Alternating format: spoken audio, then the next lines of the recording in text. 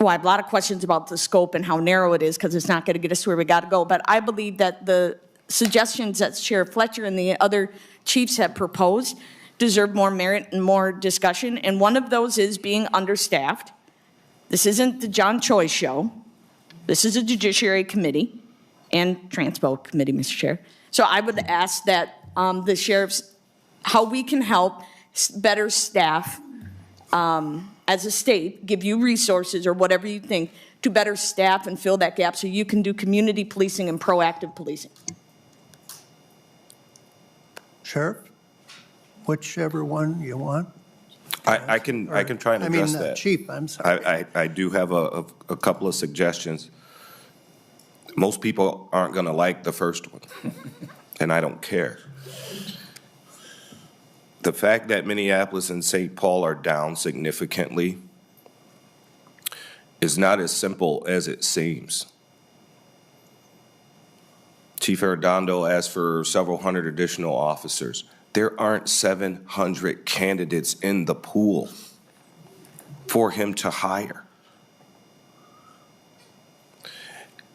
Unless we want to change the trajectory, which has been helpful in making ours one of the more respected law enforcement professions in the state, the post standards and the requirements, the minimum requirements.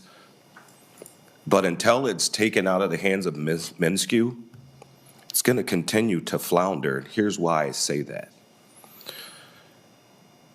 The program that's run through MNSCU, obviously, to get you to the point where you can take your post-exam and become a licensed peace officer here is treated like any other curriculum in a college or university system. What that means for us is somebody can go through that entire curriculum and not be eligible to be a police officer, but they can't dissuade them from doing that any more than they can somebody who says, I want to go into accounting, right? And so we put a lot of people through these programs that can't withstand the scrutiny of a background investigation or have a medical condition they didn't know of. And I'm speaking from personal experience in my almost 20 years as an administrator. There have been numerous candidates who have gotten all the way to that place only to find out they have a heart murmur. They never knew. They can't pass a psychological evaluation. And so there needs to be an alternative. I don't disagree with that at all. And to me, that's where one of the areas where perhaps we can shore this up. The other one, you guys really want to help us change the narrative. What you've heard from myself and all of my colleagues is it's just a scratching the surface of what's really happening out here. There are people out here now who never would have thought of being disrespectful or not obeying a lawful order that just don't care anymore, because the most strident voice has been the voice of the advocates and the so-called activists. And I know exactly what Sheriff Thien meant when he said fear-based police reform. What other profession in the history of professions has been asked to completely reform itself without asking subject matter experts how best to do that? That is what has been happening for the last couple of years. And so when I hear, let's bring in this expert, or let's bring it, what do you think we are? We are experts. It only takes 10,000 hours to be considered an expert in your given profession. Most of us here have 20 years plus.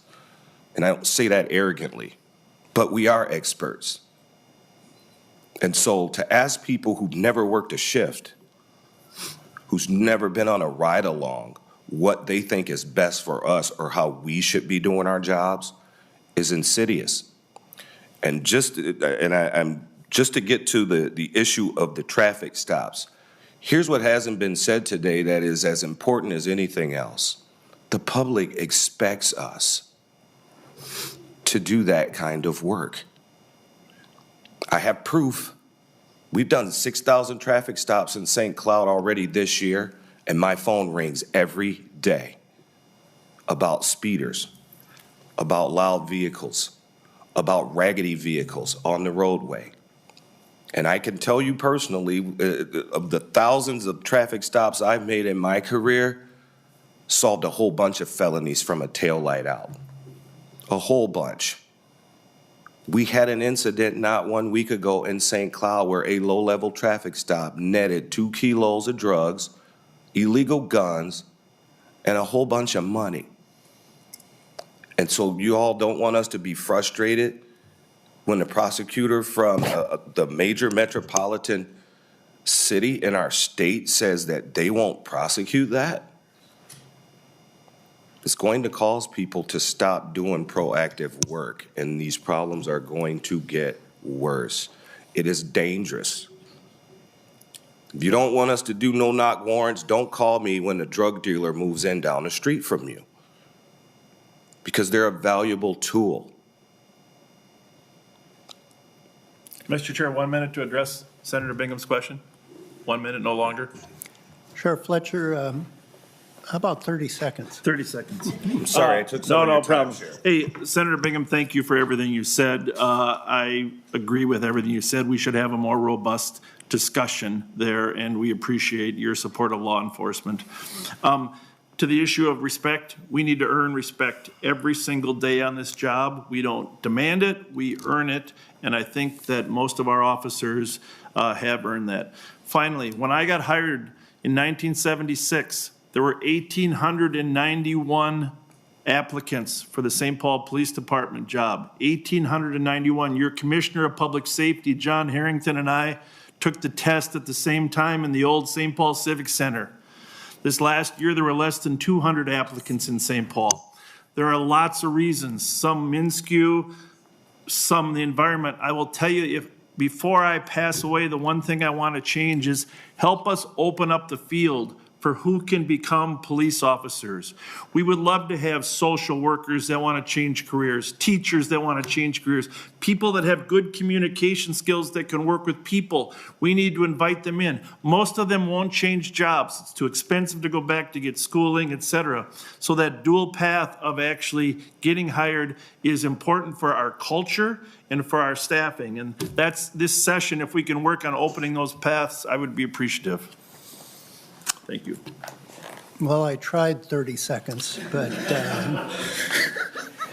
I've been told we can go for about 10 more minutes. So 1:45 will be a hard stop. Senator Coleman.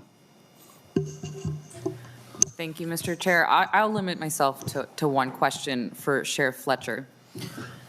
As you know, someone I love dearly, my dad, is one of the men in uniform under you. And so I care very deeply about the safety of our law enforcement officers.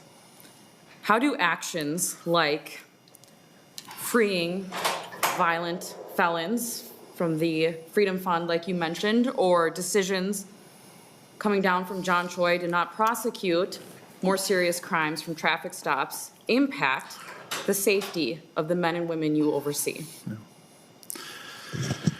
Well, Sheriff Fletcher. Mr. Chair, certainly the more emboldened criminals get about their ability to commit crime and be released causes them to be emboldened to do more crime. And the sense of lawlessness, the sense of the police really can't tell me what to do, that's grown dramatically in the last year and a half. It is more dangerous out there now than it ever has been. Releasing serious criminals is part of that. Part of it is they almost always flee from us at high speed. Part of it is they're not hesitant to use guns because guns are no longer sort of a mandatory 5-year sentence. It's a complex, as you know, as your father knows, and he's been at it as long as I have.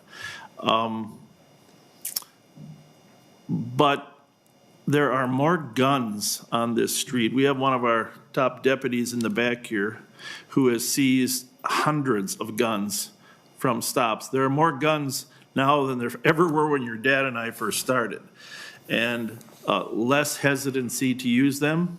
And while I don't like to criticize people's narrative, the narrative that's been created in some Minneapolis political corners has caused some criminals to believe that it's okay to be resistant and use force with police officers. Having said that, I think we're evolving out of it. I'll tell you that the public, we're sensing that the public is finally saying, okay, Derek Chauvin was convicted, maybe not all cops are bad, and we're moving in the right direction, and Chair Limmer's going to say I'm talking too long.